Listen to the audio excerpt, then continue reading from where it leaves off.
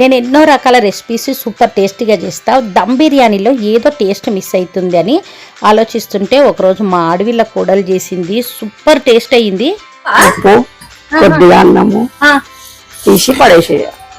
మనం అందరం మాట్లాడుకుంటూ తీస్తాం కదా, దీనికి దిష్టి కాగలదని తీసేసి తిన్నాం. కొన్ని రెసిపీస్ కొంతమంది చేస్తే చాలా బాగా టేస్ట్ అవుతాయి. నేను వెజిటేబుల్ బిర్యానీ చేస్తే మా దగ్గర అయితే అందరూ అంటారు ఎంత బాగా చేస్తావని. అట్లా ఈ అమ్మాయి దమ్ బిర్యానీ చేస్తే అందరికీ అంత ఇష్టం అనమాట. నిజమే కదా, ఒక్కొక్కరు ఒక్కొక్క స్పెషలిస్ట్లు ఉంటారు అనమాట. ఒక్కొక్క రెసిపీ వాళ్ళ చేతితో చేస్తే చాలా బాగా అవుతుంది.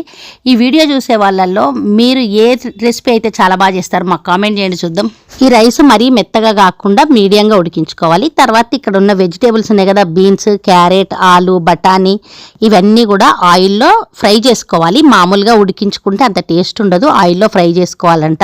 ఇంకా వీటితో పాటు ఆనియన్స్ ని మంచిగా ఫ్రై చేసి పెట్టుకోండి. డార్క్ గా ఒక 50% ఫ్రై అవ్వాలి ఇవి. తర్వాత ఇవి తీసి పెట్టుకొని పెరుగులో కారం, ఉప్పు, పసుపు, అల్లం ఎల్లిగడ్డ పేస్ట్, మెయిన్గా వేయాల్సింది బిర్యానీ మసాలా, ఏ కంపెనీదైనా సరే. ఇక్కడ ఈ వెజిటేబుల్స్ అన్ని పెరుగులో ఒక 5 minutes మ్యారినేట్ అయితే సరిపోతుంది. ఇప్పుడు అసలైన టేస్ట్ స్టార్ట్ అవుతుంది అనమాట. ఫస్ట్ టేస్ట్ చూసుకోవాలా? అన్ని సరిపోయినాయి. ఉప్పు, కారం, అల్లం ఎల్లిగడ్డ పేస్ట్. వెజిటేబుల్స్ అన్ని ఫ్రై చేసుకున్నాం కదా, ఆ వెజిటేబుల్స్ అన్ని ఇంట్లో వేయాలి. ఒక్కొక్కటి మళ్ళీ వేసుకోవచ్చు. ఓకే, దీంట్లోకి ఆ బఠానీ ఇంకా పుదీనా వేసుకోవాలి. ఆనియన్ ఫ్రై చేసుకునేవి, పన్నీర్ వేసి మ్యారినేట్ చేయాలి. నెయ్యి ఇంకా ఆయిల్ వేయాలి. నెయ్యి వేస్తేనే దమ్ బిర్యానీ, లేకుంటే దమ్ బిర్యానీ కాదు. షాజీరా వేయాలి,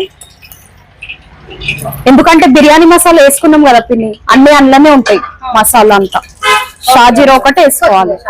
ఇప్పుడు వెజిటేబుల్స్ అన్ని మ్యారినేట్ చేసుకున్నాం కదా, పెరుగులో వేసి ఇందులో వేసుకోవాలి. కొంచెం ఫ్రై కావాలి.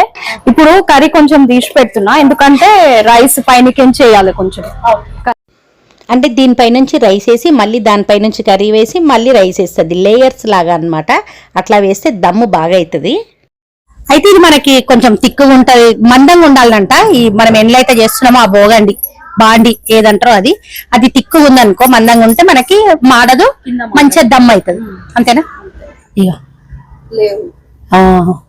ఎక్కడ నీళ్లు లేదు, మంచిగా అంటే ఉమ్మగిలింది, దమ్మ మంచిగా అయింది అనమాట. ఇప్పుడు ఈ మసాలా మనందరికి ఈక్వల్ గా రావాలంటే ఇట్లా సైడ్ నుంచి పెట్టుకుంటూ పోవాలి. కింది నుంచి పైన మొత్తం రైస్ ఉంటది కదా, కింద కర్రీ ఉంది, ఇట్లా కిందికించి పెడితే మొత్తం రైస్ వస్తుంది, కర్రీ మిక్స్ అవుతుంది. సూపర్.